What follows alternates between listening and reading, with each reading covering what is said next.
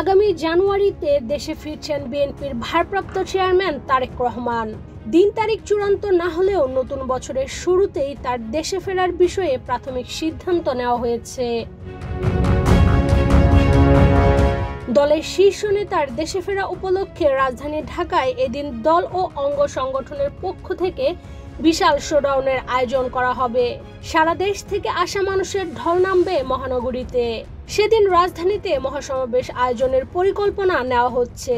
প্রায় 17 বছর বিদেশে অবস্থানের পর দেশে ফিরে সেই সমাবেশে প্রধান অতিথির ভাষণ দেবেন তারেক রহমান। দলের একাধিক নির্ভরযোগ্য সূত্রে এসব তথ্য জানা গেছে। জানা যায়, ছাত্র জনতার অভ্যুত্থানে ক্ষমতার পালাবদলের পর যুক্তরাজ্যের রাজধানী লন্ডনে অবস্থানরত তারেক রহমানের দেশে ফেরার অপেক্ষায় রয়েছেন দলের কেন্দ্র থেকে তৃণমূল ও মাঠ পর্যায়ের সর্বস্তরের নেতাকর্মী।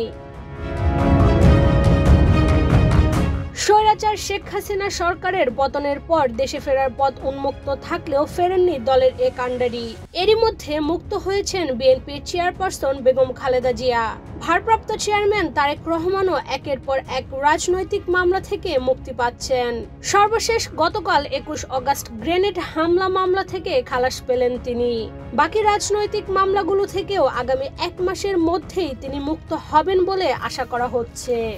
দলের দায়িত্বশীল নেতারা জানিয়েছেন, ত্রয়োদশ জাতীয় সংসদ নির্বাচনে তারেক রহমান দেশে থেকেই দল ও জোটের নেতৃত্ব দেবেন। এ বিষয়ে বিএনপির জাতীয় স্থায়ী কমিটির সদস্য মির্জা আব্বাস বলেছেন, সব মামলা প্রত্যাহারের মাধ্যমে বিএনপির ভারপ্রাপ্ত চেয়ারম্যান তারেক রহমান খুব তাড়াতাড়ি দেশে ফিরে আসবেন। বিগত তত্ত্বাবধায়ক সরকার আমলে 2008 সালের সেপ্টেম্বরে জামিনে মুক্তি নিয়ে চিকিৎসার জন্য লন্ডন যান বিএনপির ভাইস চেয়ারম্যান। সেই থেকে তিনি লন্ডনেই অবস্থান করছেন। 2007 সাল থেকে বিগত আওয়ামী লীগ সরকারের সময় পর্যন্ত তারেক রহমানের বিরুদ্ধে অন্তত 84টি মামলা হয়েছে। এর মধ্যে 5টিতে সাজা হয় তার। অন্যদিকে খারিজ, খালাস ও অব্যাহতি পেয়েছেন 39 মামলায়। ইশরাত চৈতি, বাংলাদেশ প্রতিদিন।